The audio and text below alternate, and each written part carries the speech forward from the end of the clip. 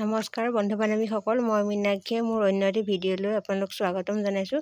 যিসকলে মোৰ ভিডিঅ' চাইছে তেখেতসকলক বহুত বহুত ধন্যবাদ। ঘৰৰে সকলো বস্তু লগাই মই ভাত খোৱা এটা জুতি বনালোঁ। কেনেকৈ বনাম তাকে দেখাওঁ আহকচোন।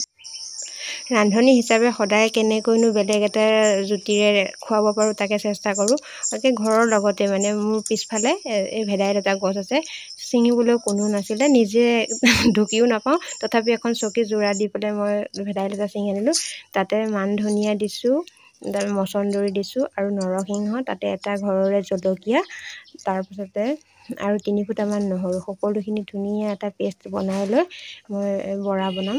কেনেকৈ বনাম তাকে দেখাওঁ আহকচোন।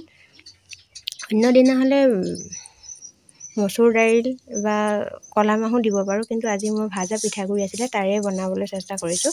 আপোনালোকে এনেকৈ বনায়নে? প্লিজ এটা কমেণ্ট কৰি জনাবচোন, আৰু কাৰ কাৰ প্ৰিয় হয় সেইটো মোক কমেণ্ট এটা কৰি জনাব। সকলোখিনি ধুনীয়াকৈ মিশ্ৰণটো কৰি ল'লোঁ আৰু এটা এটা সৰু সৰুকৈ পিঠা বনাই ল'লোঁ। বেছি সময় নালাগে, খাবলৈ খুব সোৱাদ হয় আৰু পেটৰ কাৰণে বহুত উপকাৰী। এটা এটাকৈ সকলোখিনি মই তেলতে ভাজি ল'ম।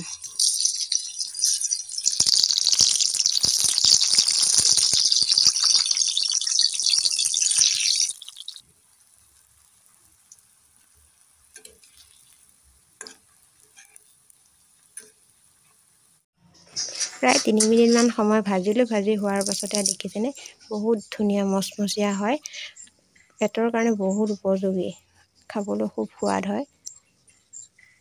চাওকচোন, মই ৰেডি কৰি ল'লোঁ আৰু ঘৰৰে জলকীয়া আছিলে সেয়া গছত লগা। আগতে ভিডিঅ' দেখাইছিলোঁ। আশা কৰোঁ ভিডিঅ'টো চাই ভাল পালে। যদি ভাল পালে like, comment, share and subscribe কৰিবলৈ নাপাহৰিব।